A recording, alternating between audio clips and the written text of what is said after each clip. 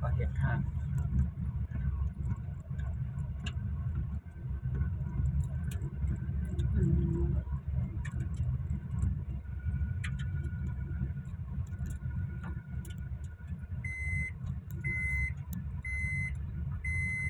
เจ้าก็ยังนั่งอยู่หันได้ใหญ่กันเลย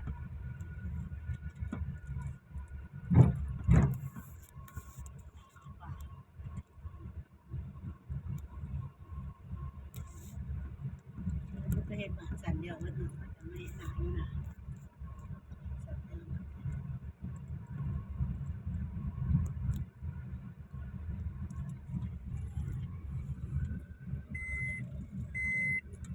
บ้านเราแค่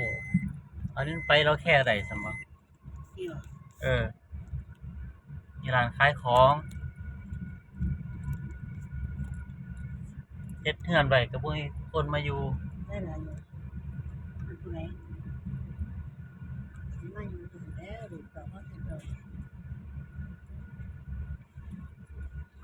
ปวดเอว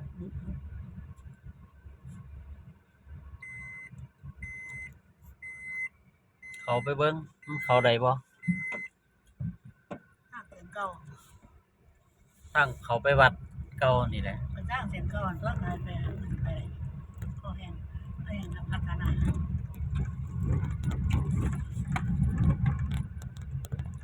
มีแต่สวนยาง อย่างห้องนี้ก็เป็นเปิดอะไรอย่าง มีแต่สวนยางเขาตัวนี้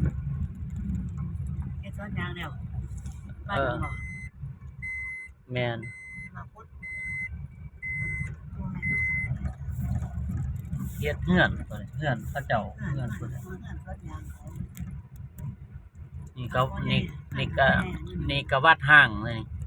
เนี่ยคือหายบัตร เจ้าอาวาสตายแล้วมันก็ห้างตัว โอ้มันน่าออกไปนั่นหมด อืม เฮ้ยสร้างไว้จากที่ใดเนาะ เจ้าอาวาสตายแล้วก็บ่มีไผอยู่ตัว ไปมันไม่คนไม่รู้วัดบวชเดินผมบวชเอ้ยยังไงวะ บวชมันยาก อยากบอก อย่างอยู่วัดขายกินของต้องปฏิบัติแม่นบ่ มันบ่ได้เลาะติ แน่แม่นต้องอย่างไว้รอกมันไปมันแม่นนะคนมารอแต่บ่ได้บวช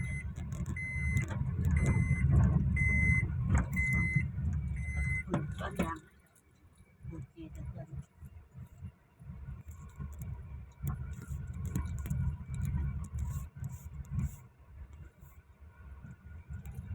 มีแต่สวนยาง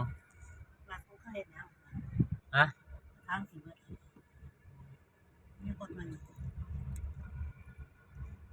เอาเฮือนผู้ใดซั่น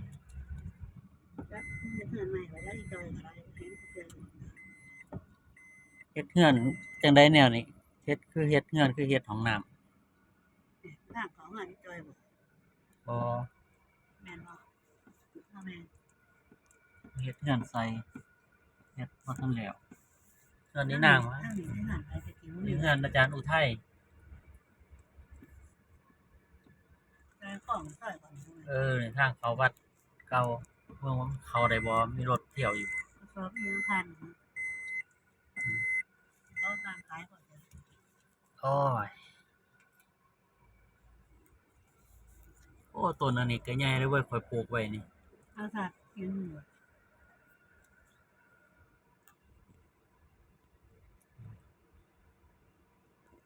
กับต่อก็จอย 6ปันยัง ปลาเนี่ยต่อปลาเอาก็สิขอเลิกปลานี้เลยยังมาขอเลิกปลานี้ยังข้าวมันมาถึงบ่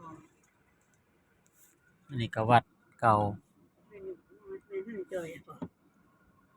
แม่นได้ก็ต้องมีสิ ต้องไม่ได้วัด เราอยู่นี่เราอยู่เฮือนนี่เราอยู่เฮือนเก่าไอ้แป๋วนี่ บ่โอ้ยก็คุยหน่อยจอยก็สิเชื่อว่าเอาของมาส่งบ้านอายุน เก่า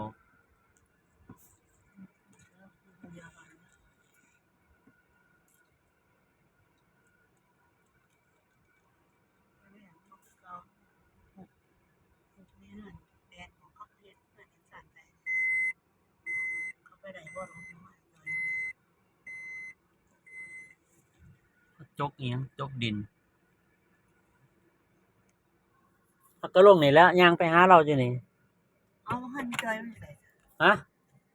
ไม่ให้จอยมันใส่ ทางบัตรเก่ากกใหม่กกตอกเอ้า ใช้เงินเปล่าใส่ เดี๋ยวเขาจะเอารถก่อนเออ ต้องไปให้จอยก่อนค่ะลงที่หนูจะหันจอย